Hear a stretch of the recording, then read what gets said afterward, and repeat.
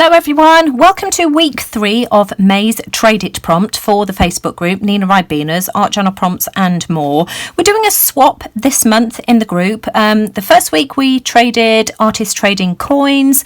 Last week we were making postcards or a tag, and this week the trade is artists trading cards. Artists trading get your words out, Nina. Artist trading cards are 3.5 by 2.5 inches. I want to use alcohol inks to create the background for mine this week, and so I'm working on photo paper. You've seen me use this before. This is Kirkland brand photo paper, which is Costco's own brand. You can also buy this on Amazon, and I'll leave the details in the description box below for you. This is the glossy side that you would print your photographs out on. I use the back, which resembles Yupo paper. Of course, you can use Yupo paper for this if you've got it. But photo paper just works out sheet by sheet, much cheaper. Now, I know that Ranger have started doing packs of gloss cardstock that you can use with alcohol inks, and I think they've got their own brand of Yupo paper as well. So, you know, just use what you have.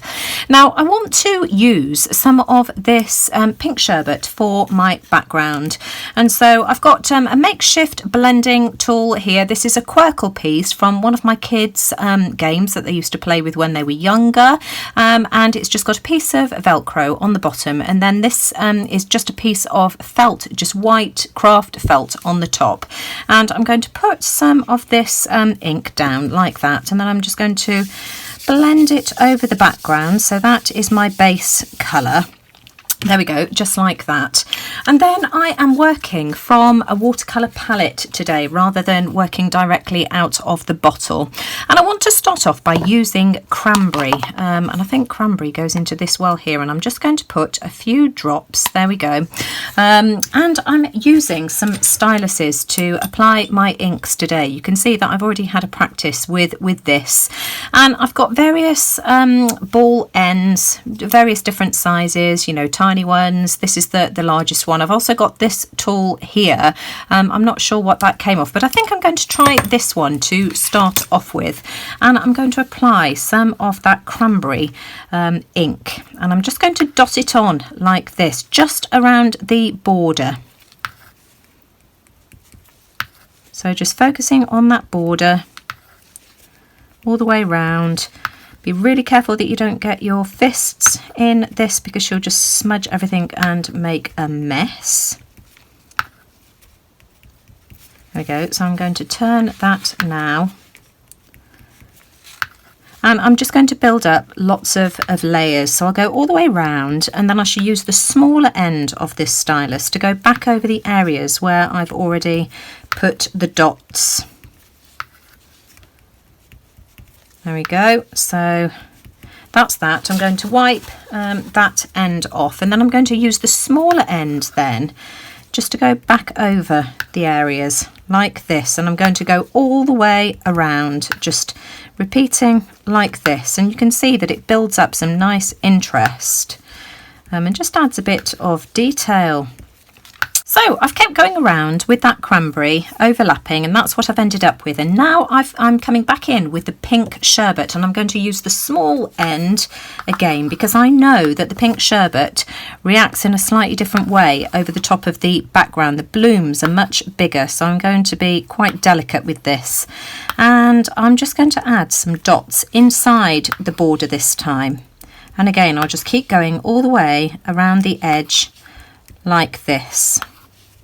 This is how it's looking so far, and I'm just going over it again just to overlap the areas that I've already placed dots on. And it's just a case of building up interest by creating these lovely pretty layers. Okie dokie, so I'm going to add some more of that pink sherbet, and this time I'm going to go over the cranberry. So we'll add a couple of drops. Just add it as you need it, because you can always add more. And this time I'm going to go over the cranberry. And just look how pretty that looks. Can you see the difference between the right hand side and the left hand side? So I'm just going to keep going. This time I want to add some purple, just to create some depth, and I'm going to do the same thing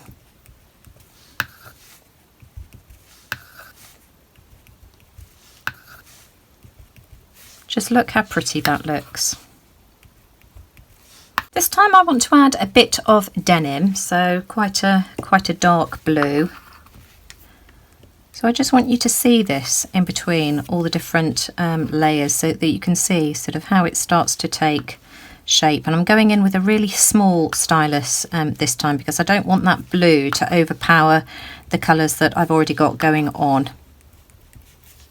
I'm happy with the colours that I've got going on there. Let me just show you. But I want to try and pull it all together. So I'm going to use some alcohol blending solution. So I'm pouring a bit of that into my well here.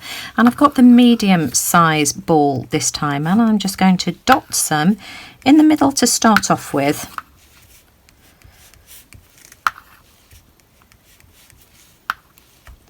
And I want to try and create sort of like a dreamy look.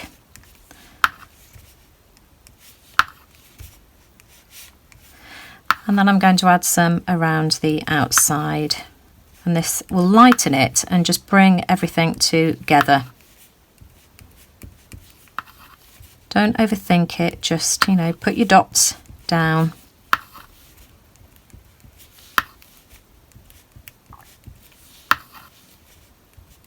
And can you see how it's all starting to blend together? Now I just want to blend the corners out. It's just looking a bit too square, so I'm just adding a bit more just to round it out just a little bit.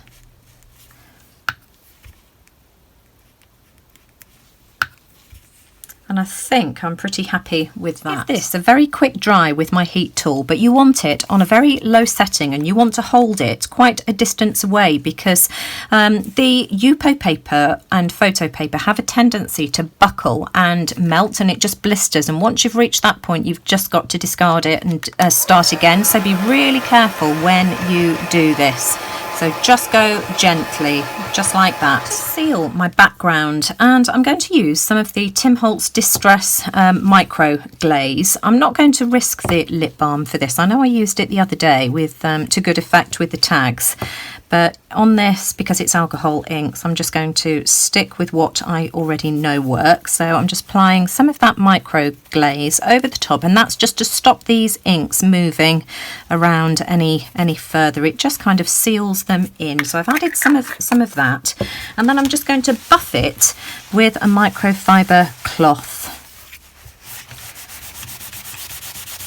And that should take the stickiness of the inks away, and as I say, just seal them. Now I want to frame my background, so I'm going to use some Stays On ink in Royal Purple, and I've just got a makeup sponge, and I'm just going to apply a bit to the edge of my sponge, and I just want it to go onto the outside like this, just to frame my piece. Like this, and I just think that makes a really big difference.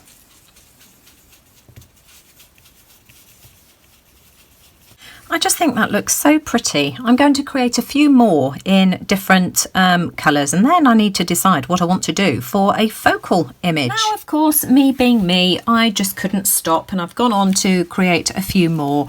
This is the one that you saw me create earlier, and I've just gone around the edges in black Stays On ink just to frame it again, and it's been mounted onto a piece of white heavy cardstock, 300 GSM, so you know that's nice and sturdy. But I've done a few more as well. I've done another pink and blue one here, but this one's got more teals around the outside. So it's got denim, fuchsia pink, and other colours as well. And I've used the same midnight blue to ink and frame the edges. This one here, I just love this one. I think this one's my favourite. I started off with a butterscotch background, and then I've added pink sherbet, I've added orange, I think I added raspberry as well, and yellow, and I just think that's gorgeous. And then I went around the edge with hot pink. And I just really like that. And again, I've gone around the outside edge with black just to frame it. And again, that's been mounted onto a piece of white cardstock. And then I've got two blue ones.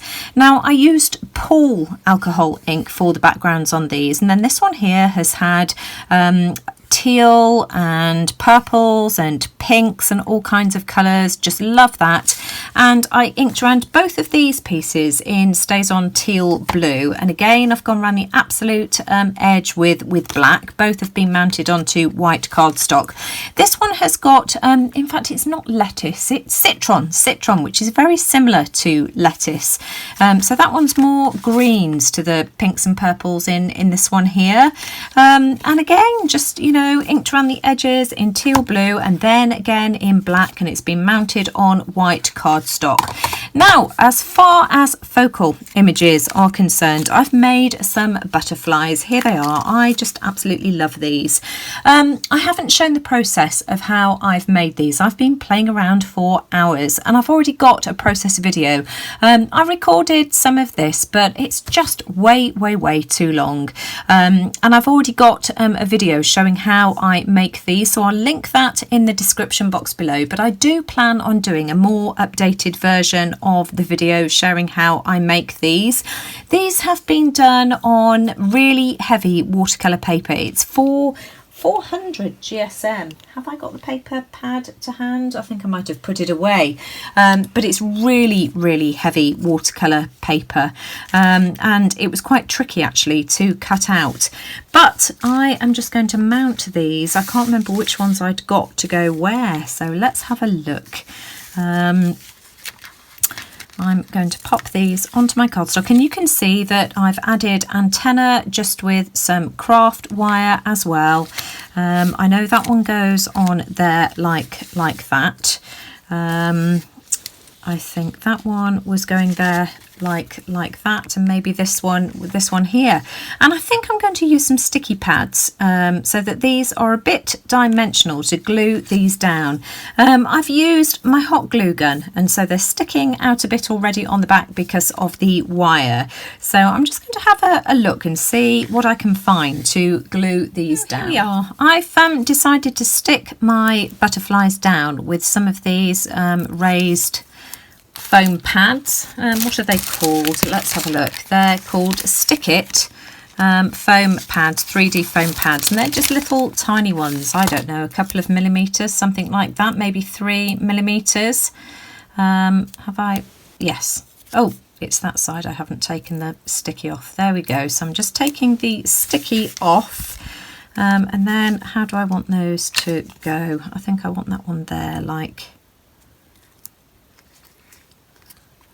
that. There we go, and you can see that just gives those some dimension. I'm really happy with those. So now all I need to do is find some little chit-chat words or some kind of quote just to go across the top. So here's my finished artist trading cards. I just love these. They're so gorgeous. I've used the Tim Holtz chit-chat words just to, you know, put a little word. We've got wishful, believe, adventure, imagine and peace.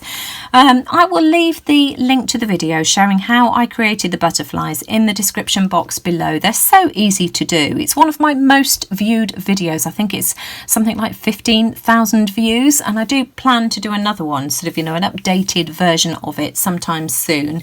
But yeah, go and check that out if you haven't already seen it. I look forward to seeing what everybody else decides to do for this week's swap prompt artist trading cards as well. You know, the artwork that's been shared is just absolutely fantastic, real eye candy. So I look forward to seeing your ideas this week too. There are 2 PDF files in the group which you will find directly underneath the group banner in the announcements before the main discussion starts. Sharing the swap partners, 1 in alphabetical order and 1 in swap partner order. So 1 and 1, 2 and 2, 3 and 3, 4 and 4, etc, etc. So the final list has been compiled and is there for you to view. Go and check it out and get in contact with your swap partner as soon as possible, because for one, it gives you a chance to get to know one another, and also, you know, swap addresses, which you will obviously need for the swap, but also gives us time to iron out any problems items if there are any as well. I shall be back next week with the Inchies and Twinchies. I've also got something else tucked up my sleeve which I think you will quite like. If you like the idea for the artist trading cards and you like this idea for backgrounds, as always, I would appreciate a thumbs up because it just lets YouTube know that you like what I'm doing. And let me know what you think in the comments below, and take care everyone. I'll see you all again soon. Bye for now.